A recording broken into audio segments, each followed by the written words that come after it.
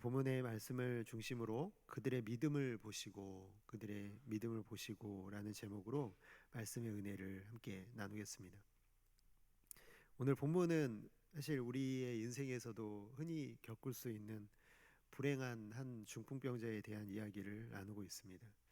사실 영어로 이 중풍이라는 단어를 찾아보니까 one sick of palsy, 마비에 걸린 사람이라는 뜻입니다. 이 친구 네 명이 이 중풍병자를 메고 왔다는 기사를 살펴보면 사실 마비 증세가 너무 심해서 자기 혼자서는 또 말할 수도 또 걸을 수도 없고 먹는 것도 도움이 있지 않으면 사실 이제 해결할 수가 없고 사실 생리적 현상도 뭐 두말할 나위가 없겠죠.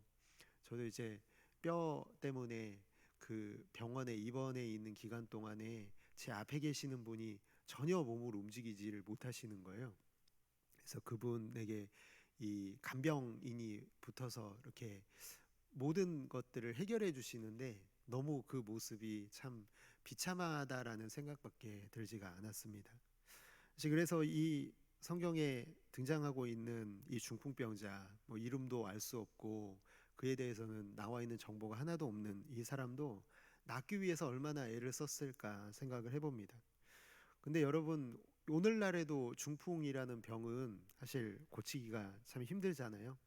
지금 의학 기술이 이렇게 발달했는데도 고치기 힘든 이 병이 그 옛날 그 이 성경이 기록되었던 당시에는요, 정말 불치병에 가까웠을 거다 이렇게 생각할 수가 있습니다. 명이라고 소문난 의사를 다 만나봐도요, 애초에 고칠 수가 없는 질병이었던 것이죠. 아마도 그래서 이 중풍병자는 낫기를 포기할 상황까지 간 것은 아닐까 생각을 해보게 됩니다. 그런데요, 정말 놀라운 것은 이 소망이 없을 것 같은 이 중풍병자가요, 사실은 정말 복된 사람이라는 사실입니다. 왜냐하면 그에게는 정말 좋은 친구가 네 명이나 있었다는 것을 우리에게 알려주고 있다는 것이죠. 정말 이 친구들이 참 좋은 친구들이라는 것을 어떻게 알 수 있냐면, 그 소문, 누구의 소문을 들었냐면 예수의 소문을 듣고 예수님이 내 친구를 만나 주시면 예수님의 그 능력으로 내 친구를 낫게 해 주실 것이라는 그 믿음을 가졌다라는 거예요. 그 소식을 듣고 제일 먼저 떠오른 사람, 뭐 당연히 이 중풍병자인 친구를, 예수님의 소식을 듣고 제일 먼저 떠올렸을 것입니다. 누가 먼저라고 할 것도 없이 이 네 명의 친구가 아마도 이 중풍병자의 친구의 집에 모여서 이제 모두 약속이나 한 듯이 이 친구를 데리고 갈 생각을 하게 된 것이죠. 예수님은 그래서 이 중풍병자인 친구를 데려온 이 네 사람을 향해서 거의 성경에서는 발견하지 못할 놀라운 말씀을 하시는데, 뭐라고 하시냐면 예수께서 그들의 믿음을 보시고 이렇게 말씀하십니다. 우리 여러분, 근데 제가 한 가지 여기서 여쭤보고 싶은 게 있는데, 정말 이 네 사람의 믿음을 보셨다라고 하지만요, 우리가 구원은 누구의 고백으로 받는 것인가요? 네, 나의 고백으로 받는 것이죠. 여러분 다 너무나 잘 알고 계시죠? 그런데 왜 여기서는 그들의 믿음을 보시고 왜 너의 죄사함을 받았다라고 말씀하시는 걸까요? 여러분 아마도 이 부분에 대해서 때로는 고개를 갸우뚱하는 부분도 여러분 있으셨을 것 같습니다. 분명히 다른 사람의 믿음으로 구원받지 못합니다. 예전에도 어떤 분들이 어떤 그 이제 아내 되신 그 집사님들이 이제 믿음이 좋으신 경우가 많잖아요. 그러다 보니까 남편 되는 분들이 뭐라고 얘기하냐면 나는 아내 치맛자락 붙잡고 구원받을 것이다, 이런 얘기가 정말 많았던 것 같습니다. 근데 그게 안 되죠. 나의 믿음으로 고백하지 않으면요, 사실 이것은 불가능합니다. 그런 측면에서 본다면 예수님이 그들의 믿음을 보시고라는 이 그들에는요, 이 네 명의 친구들만 말씀하신 게 아니라 누구도 같이 포함되어 있는 거예요. 바로 이 중풍병자도 포함이 되어 있는 것입니다. 이 중풍병자의 믿음이 여기에 고백되어졌기 때문에, 그렇기 때문에 예수님이 고쳐 주신 것이죠. 그러나 여기서 우리가 주목해 볼 것은 예수님께서 중풍병자의 믿음만큼이나 친구들의 믿음을 귀하게 보고 계셨다라는 사실을 우리는 알게 됩니다. 중풍병자가 예수님께 나오기 이전에 그 사람의 구원을 위하여 다른 사람의 믿음이 사용되었다는 것, 그것을 오늘 우리가 왜 공동체로 교회로 모였는지에 대해서 말씀해 주고 있다라는 것이죠. 저는 이 말씀을 읽으면서요, 교회가 떠올랐습니다. 여러분들은 뭐가 떠오르셨나요? 오늘 이 말씀을 대하면서 그 사람에게 주님의 은혜가 임하기까지는요, 주변에 있는 믿음의 사람들의 믿음을 사용하신다라는 것을 오늘 우리가 깨닫게 됩니다. 하나님이 한 사람의 영혼을 구원해 주신다는 사실은요, 공동체가 반드시 필요하다라는 것입니다. 얼마나 우리에게 이 공동체가 필요하고 소중한 것인지는요, 우리가 구원받았던 그리고 교회 나오게 되었던 과정들을 살펴보면 너무나 잘 알 수가 있죠. 만약 우리가 예수 믿는 것, 누군가가 나에게 복음을 전해주지 않았다면 우리는 결코 예수 믿지 못했을 것입니다.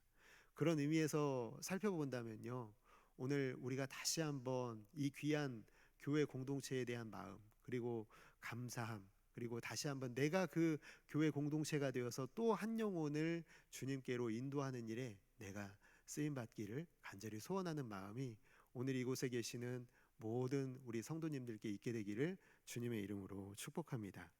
전도서 4장 12절에 보면은요, 한 사람이면 패하겠거니와 두 사람이면 맞설 수 있나니 세 겹줄은 쉽게 끊어지지 아니하느니라.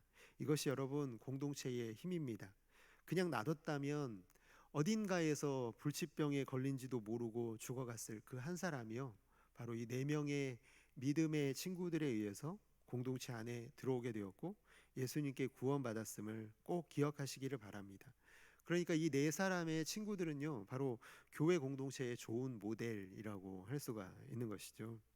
오늘 그런데 성경은요, 우리가 좀 더 깊게 들어가 보면 이 네 친구들의 믿음이 어떤 믿음이었는지를 보여주고 있는데요, 이 네 사람의 이 친구들은 예수님에 대한 간절한 믿음이 있었습니다.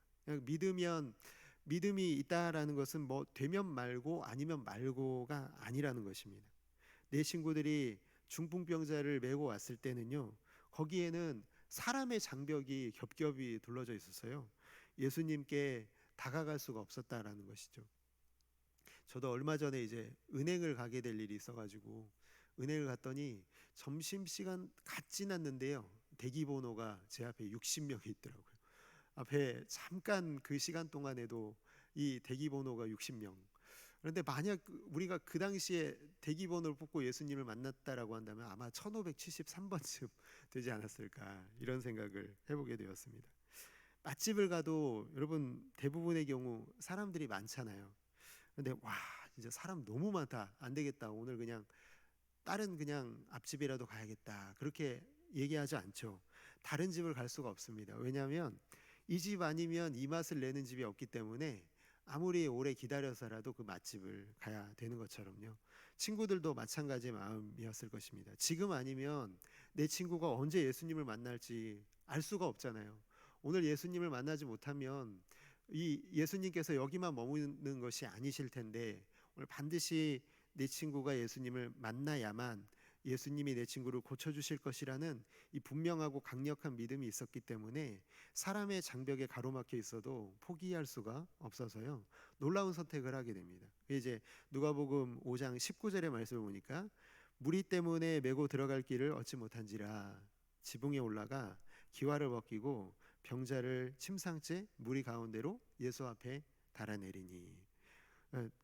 정말 지붕을 뚫고 고쳐주어야 하는 그 대가를 나중에라도 치러야 했을 것입니다. 여러분 당연하죠. 남의 집 부셔놓고요, 그거 그냥 지나갈 수 없는 일이잖아요. 분명히 주인에게 욕도 먹었을 것이고요. 정말 이 네 사람이 자기 친구가 예수님을 만나는데 발생하는 대가를 아무것도 계산하지 않았다라는 것을 알 수가 있어요. 나중에 이렇게 되면 어떡하지? 내 친구 때문에 곤란한 일을 겪게 되면 어떡하지? 그런 건 아무 상관도 없었어요. 오직 한 가지, 예수님이 내 친구를 고쳐주실 것이다 라는 이 믿음밖에는요 그들이 갖고 있는 것이 아무것도 없었다라는 것입니다. 여러분, 발생하는 비용, 대가, 손실을 고려하지 않는 것, 이 본문의 내 친구가 가졌던 이 마음을 오늘 우리가 똑같이 품어야 되는 것은요, 오늘날에도 우리 교회에 등록하는 새가족들이 바로 그런 헌신을 통해서 교회 앞에 나오고 있다라는 것입니다. 예수님의 소문을 듣고 온 사람들 중에는요 그냥 뭐 구경 한번 가야지 하고 오는 사람들도 많았겠지만, 정말 절실한 믿음을 가지고 나오는 사람들은 아무리 어려운 장벽이 놓여 있어도 그것을 뚫고서라도 나아가게 하는 힘이 있었다라는 것이죠. 오늘 정말 우리가 데려와야 될 이 교회 새가족들, 그런 사람 아닙니까? 중풍병자 같은 사람들, 내가 메고 오지 않으면 절대 나오지 않을 사람들이잖아요. 내가 정말 그 정도의 헌신이 아니면 결코 교회를 가까이 하지 않을 사람들이 너무나 많습니다. 그 중에는 물론 부르심이 있어서 스스로 나오는 분들도 있지만, 대부분의 사람들은요 분명히 어떤 과정에 의해서든 누군가의 헌신에 의해서 나오게 되는 것이죠.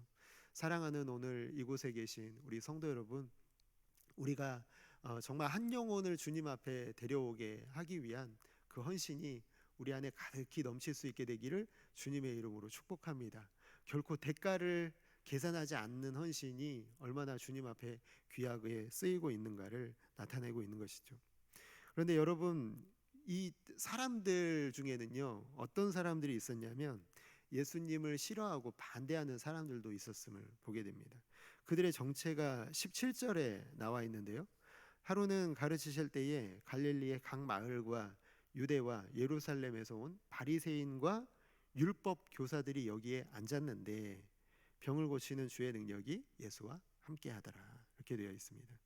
그러니까 이 사람들은 병 고치는 거 보려고 사실은 온 게 아니에요. 그들의 목적은 뭐냐면은 예수님이 나에게 이익이 되는 존재인가? 아니면 나의 적인가? 이걸 판단하려고 온 겁니다. 그들이 가지고 있었던 이 기득권, 그리고 우리가 생각하고 있는 것들, 내가 추구하고 있는 것들에 반대되는 일을 하고 있지 않은가 점검하려고 온 사람들이라는 것이죠. 근데 예수님께서 20절에 하신 말씀이 그들의 이 발작 버튼을 눌러버린 것을 보게 됩니다. 누가복음 5장 20절에 보니까 이 사람아 내 죄사함을 받았느니라, 그렇게 말씀하십니다. 그러니까 이 바리새인 율법 교사, 이 서기관들이 속으로 뭐라고 생각하냐면, 아니 하나님만이 죄를 사하시는 권세가 있다는 것을 알고 있는데 감히 이자가 죄를 사한다는 말을 인간인 이자가 하고 입에 담고 있다니, 신상모독이다, 이런 생각을 갖게 된 것입니다. 저는 이 본문을 읽으면서 그런 생각이 들었습니다. 바리새인 율법 교사가 와 있다는 거 예수님 왜 모르셨겠어요? 그 앞에 앉아 있었다는 거, 흠을 잡으려고 공격하려고 앉아 있었다는 거 너무 잘 알고 계셨죠.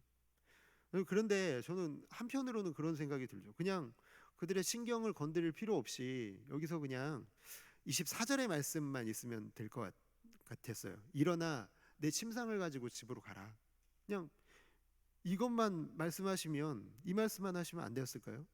왜 죄사함을 먼저 얘기하셔서 갈등을 유발하실까? 그 말이 먼저 나오고 내 침상을 들고 가라, 이 회복의 선포를 하시는데 그냥 이 앞에 거 그냥 빼버리고 그냥 침상을 들고 가라 하면은 그래 그럴 수 있지, 그러면서 넘어가지 않았을까? 그런데 예수님은 분명히 여기에는 의도를 갖고 계신 것을 보게 됩니다. 누가복음 5장 24절에 보니까 그러나 인자가 땅에서 죄를 사하는 권세가 있는 줄을 너희로 알게 하리라. 여러분, 중풍병자가 가장 원했던 게 뭘까요? 일어나 걷는 거죠. 회복되는 거죠. 내 힘으로 일어나서 걷고 밥 먹고 뛰고 일하고 살아가는 것이요. 그런데 예수님은 육신의 질병을 고치는 것만을 위해서 이 땅에 오신 것이 절대로 아닙니다. 예수님은 죄사함 받는 것이 먼저임을 가르쳐주고 계시다는 것이죠. 그 다음이 병고침입니다. 주님은 복음의 죄사함을 통해서 한 영혼이 온전히 회복되어지는 그것을 위해서 이 땅에 오셨다. 여러분, 정말 성공만이 답입니까? 오늘날 많은 사람들이 성공을 향해서 달려가고 있잖아요. 뭐 아닌 게 아니라 우리 믿는 사람들 가운데도 그냥 목적이 인생의 성공이기 때문에 그것을 위하여 달려가고 있는 사람들이 참 많은 것 같습니다. 근데 아무리 성공하고 많이 가지고 빠지게 되고 높아져도요, 만족함이 없다면 결국엔 제자리가 아니겠습니까? 정말 병 고침만이 답입니까? 사지가 멀쩡해져도요, 또 자신의 건강을 망가뜨리면 결국 제자리가 아니겠습니까? 정말 건강 때문에 뭐 담배 끊고 술도 끊었다고 하시는 분들, 근데 정말 그게 온전해진 것일까요? 그렇지 않을 것입니다. 언제든지 유혹의 기회가 있으면 그 유혹 앞에서 넘어질 수밖에 없는 것이 인간인데, 이 병 고쳤다고 했는데 이 병 고침받고 나서 그 영혼이 변화되지 않으면, 속이 변화되지 않으면요, 그 겉은요 또 똑같이 그 죄악 때문에 또 똑같은 그 질병의 자리로 나아갈 수 없는 것을 보게 됩니다. 여러분, 겉이 아무리 변해도요, 속에서 일어난 변화가 아니면 겉은 또 옛날로 돌아갈 수 없는 게 아무런 의미가 없다라는 것을 우리는 인생을 통해서 얼마나 많이 발견하는지 모릅니다.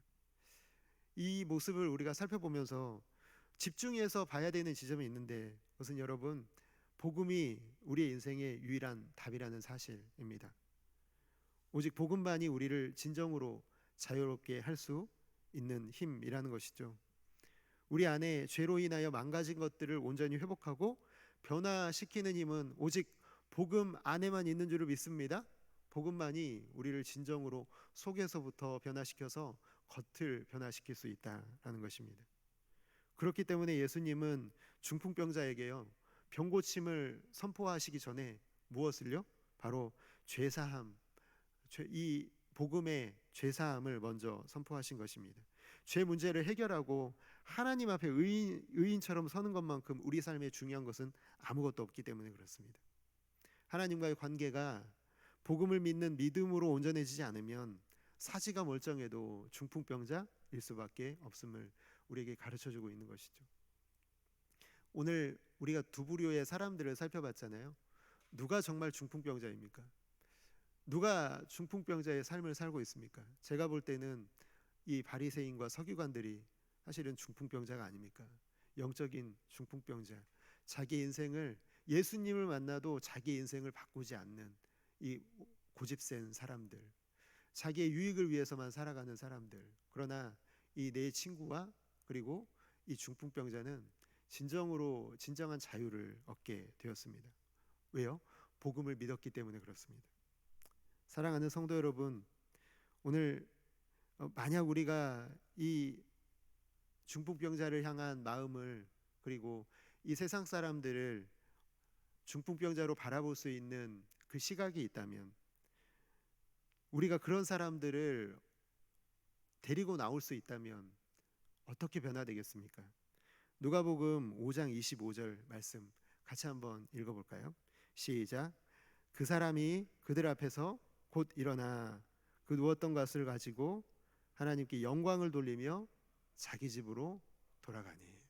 여러분, 너무 감격적인 부분 아닙니까? 우리가 경험했던 일이잖아요. 그리고 또 누군가가 경험할 수 있는 일들이잖아요. 그냥 병 고치고 그냥 끝나는 인생이 아니라, 병 고쳤을 뿐만 아니라, 아니 그 이전에 정말 예수 믿고 진정한 복음으로 인한 자유를 경험하면 어떻게 된다는 거예요? 하나님께 영광을 돌리고 집으로 돌아가는 모습을 보게 되는 줄을 믿습니다.